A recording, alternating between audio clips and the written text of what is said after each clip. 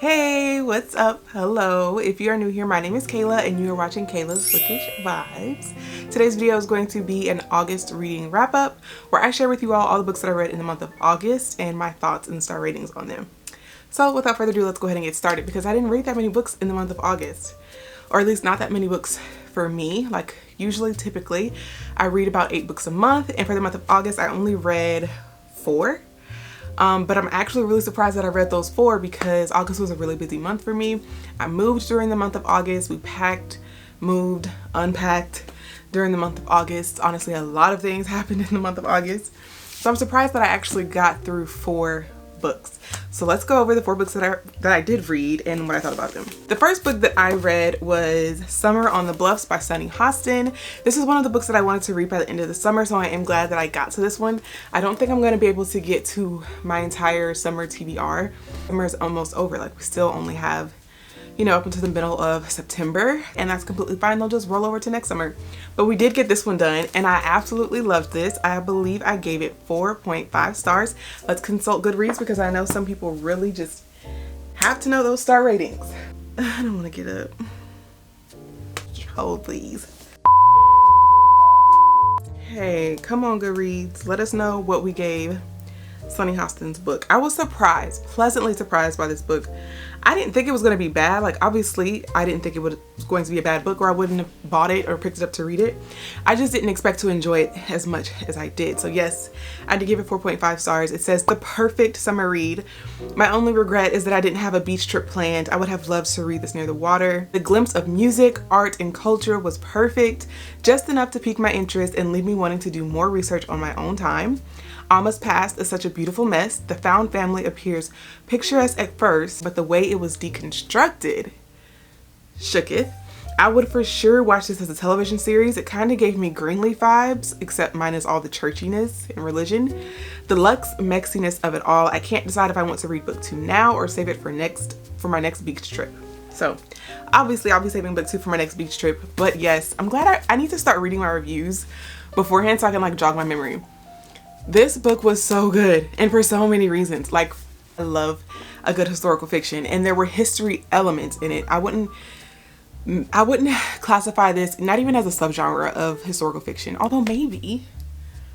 We do go back in time. Okay, so in this book, we are in Oaks Bluffs, which is a Black beach community, and we are following Alma and her 3 goddaughters. Alma is at present time, she's an older lady and she has lived a life. Okay, Alma has lived a life. Secrets come out about Alma, bones are dug up about Alma, and I was shooketh about some of the things that Alma was hiding. But she has 3 goddaughters, and she invites her 3 goddaughters back to their beach home in Oaks Bluff, and she lets them know that at the end of the summer she's going to gift the beach home to one of the goddaughters. So we follow the 3 goddaughters throughout their life. They have things going on. Each of them is different from one another. I love the way that the author distinguished each girl has their own personality, has their own drama unfolding. So I love that we get to follow each of them. But I also loved that she included Alma, and not just Alma today, but Alma when she was young and when she was coming up. I loved watching Alma's journey just as much as I loved all of the goddaughters' journeys. And Alma is messy, okay?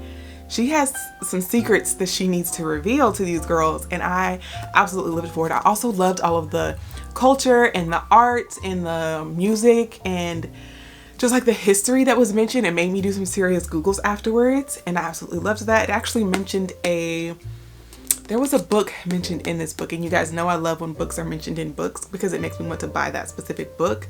But there was a graphic novel mentioned in this book, and I ended up purchasing it. So maybe I'll do a vlog or something reading my first graphic novel.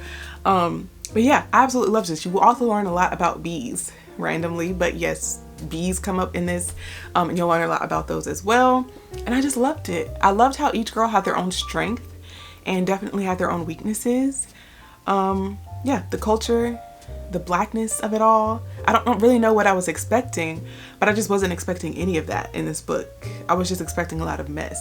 Although there is a lot of mess, there's also some depth and some, there's just something to be uncovered in this book, and I absolutely loved it. Ate it up, and I really wanted to dive right into the next one. But the only thing that I wish is that I really would have waited to read this book on the beach So next year, next summer, I'm going to read the second book, but it has to be on the beach. So the next book I read in the month of August, I actually read on Kayance, and I got it from Libby. Well, actually I wanted to get it from Libby, but the whole time was months long. So I was like, listen, I actually made a post on my Instagram too. I was like, which if you're not following me there, you should. I'll leave a link down below. But I was like, has anyone read this book and is it worth waiting this long for? And everyone was like, absolutely not, babe, move on. Move on. But then someone also messaged me and shared with me a way that you're able to get books that are like sent to your Kindle, because the thing is, it was available on Hoopla. I don't like reading on like my phone or my iPad. Like the backlight really strains my eyes, so it needed to be sent to my Kindle if I was going to read it, and I didn't want to read it on audio. So someone messaged me and let me know how I could get the book in a different way, like a PDF format sent to my Kindle. So I did it that way, and that's how I read the book. Shout out to you if you're watching. Thank you so much for helping me out. Gave it 3.75.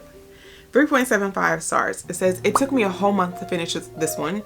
While the overall story and writing was beautiful, it dragged for me in a lot of areas. I kept putting it down and found myself only picking it up because I wanted to mark it as read. This was my first Greek mythology retelling, so it was refreshing to try something new. Like I said, I've never read a Greek mythology retelling, and I did enjoy it to an extent. I think I just enjoyed the writing style, not necessarily the story. It was very easy to get through, and her sentences were like short and concise, maybe, and that flowed really well with my brain. But then there were also like some lyrical moments where the sentences were like drawn out and she was describing something very beautifully. So I enjoyed the writing style. The story I also enjoyed. I just felt like there was so much downtime in this book. I'm just like, what are we doing? We're not doing anything. We're just following Achilles and what's the guy's name? The book is about Achilles, but it's being told through his lover's point of view. I don't remember his lover's name. I'm so sorry if this is one of your favorite books and I'm like butchering the synopsis because I can't remember that person's name. The story is told from Achilles' lover's eyes. And like I said, it was beautifully written in areas, but it just dragged on and on and on. There was a lot of times where we were kind of like waiting for war to happen, and I personally could not for the life of me remember what Achilles was about. I'm pretty sure I learned it in school, but it was nothing that I actually retained. So everyone kept saying like, if you know the original story of Achilles, you can honestly just skip out on it. I was kind of like vaguely familiar with the story of Achilles, but I honestly couldn't have recalled it to you. So I wasn't worried about that. I was like, okay, I need this jogging, because literally Greek mythology is not something that I read. It's not really something that I'm into. It wasn't something that I was into in school. So it was like, I knew it long enough to pass whatever test was given, and then it was like a mental cranial flush. Okay. So when I was reading it, I was like, yeah, I'm not really familiar. I'm familiar with the name Achilles, but I'm not really familiar with the story. So for me, it was like a brand new story. It just really dragged. It just really dragged. We kind of like follow them as they grow up together and as they go through like different, I don't even want to say trials because they weren't that interesting. It was just like as they grow up and some of the things that they get into as they grow up, some things that they have to get out of as they grow up, and it was just very slow. And then I guess the part where it was supposed to be like this big climax, even to me, was also very slow. I don't know. I continued to read the book because I didn't want to DNF it. I wanted to mark this book as read. Again, this was something that I don't typically go for, and I was enjoying the writing style. So I was like, I'll just push through this book and take however long it takes me to finish it. I am glad that I finished it. I do want to maybe try more from this author, and I do want to try other Greek mythologies, Greek retellings, because I didn't hate it. It was just very slow, very slow.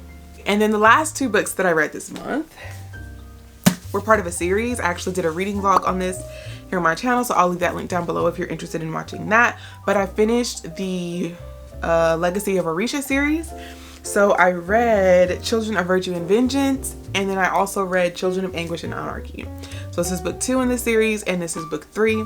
Obviously, I can't really give you a synopsis on either one of these because that would ruin the series for you and ruin book 1 if you haven't already read it. What I can say is you can watch that reading vlog if you do want to have like a little bit of spoileriness in there, because I did do like a little bit of spoilers, but not really. Book 2, I loved. I absolutely adored book 2. I loved our character development in book 2, and I loved the buildup of where we were going. Book 3 was a huge letdown for me. I gave book 2 4.5, and I gave book 3 2.5. Did I even rate this on Goodreads? I was so disappointed and so hurt by how I felt about this book, how let down I felt about this book, that I don't even think I wanted to rate it on Goodreads. Did I rate this book? Give it a 3 on Goodreads. It was really a 2.75, but I rounded it up, okay?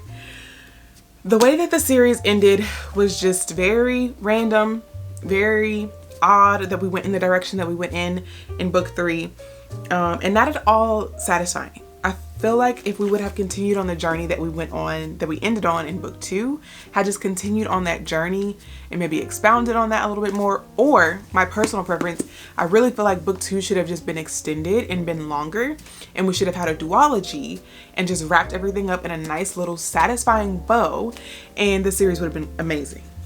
But it felt like it really wanted to be stretched into a trilogy. So we have book 3, which is the shortest book of the series, and I think that is a red flag. It just literally went off in its own direction, I felt, and didn't really seem cohesive with the rest of the series at all. So I was very disappointed by this book. I really enjoyed this book. Here's the thing. People have been asking me like, well, do you recommend the series then if you hated the way that it ended? And I honestly don't know. I loved book 1 and book 2, but I would hate for you to read the series, enjoy book 1 and book 2 as much as I did, and then just be let down. The letdown was so bad for me. So I'm just like, maybe like skip out on the series altogether because you're going to be disappointed, you know, in the end. But you could love book 3. Like, we could be complete opposites, and you could absolutely love book 3 and how it worked out and how everything ended, and I wouldn't want you to miss out on a series that you loved. So just take what I'm saying and then make your own decision. I'm not saying you should read the series, I'm not saying you shouldn't, but I am saying I hated the way that series ended. So those were the 4 books that I read in the month of August. Again, I typically read double that amount in a month, and I'm really, really surprised that I was even able to crank out 4 books with everything that I had going on in the month of August. But that's all that I read. So if you haven't noticed, I'm sure you have. If you're not new to my channel, we are in my new reading room. I finally got it put together. I'm actually in the middle of filming and editing that video, so that video will be up soon. But we have a new background. I'm absolutely obsessed, and I hope you all enjoy it as well. If you made it to the end of today's video, because that's all I have for you folks, please leave this emoji to let me know that you stayed until the very end. I really appreciate all of the likes, all of the comments, all of the shares that you guys do for my videos. I really, really appreciate it. We are almost at 6,000 subscribers, which is wild. When I started this journey at the beginning of the year, I never ever even thought that I would get to 6,000 subscribers, and we are almost there. So thank you so much for your continued support and for commenting. I love interacting with you all in the comments. If you comment, I promise I will try my best to respond to your comment or to at least heart it. But thank you so much for taking the time out to watch my video, and I will see you guys in the next one. Bye.